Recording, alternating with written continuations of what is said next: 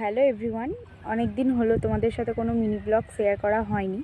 তো আজকে আমি আমার ছাদ বাগানে এসে দেখছি আমার ড্রাগন গাছে ফলগুলো যে তোমাদেরকে আগে দেখিয়েছিলাম তার মধ্যে একটা ফল পেকে গেছে আর কিছু ফল পাকতে বাকি আছে।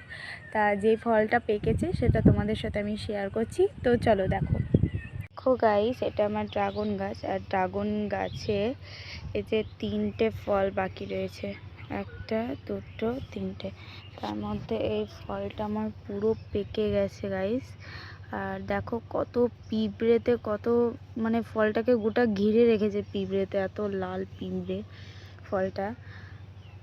আর ফলটা এখনো পারিনি, পারবো তো তোমাদের সাথে সেটাও শেয়ার করব। আর দেখালাম এইদিকে তোমাদেরকে আমি একটা ফল, এই একটা ফল, এগুলো পাকেনি, পাকবে।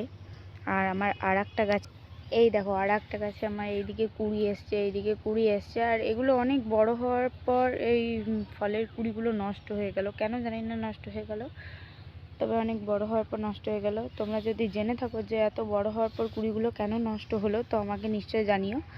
আর এইদিকে আমার দুটো কুড়ি হয়েছে। আর এইদিকে আর একটা ফল দেখতে পাচ্ছ, এটাও পাকেনি এখনও, পাকবে, পাকলে তোমাদের সাথে আমি শেয়ার করব। আর এই ফল কুড়িগুলো কেন হলুদ হয়ে গেছে এত বড় হওয়ার পর, তোমরা কেউ জানলে কমেন্ট করে জানাবে।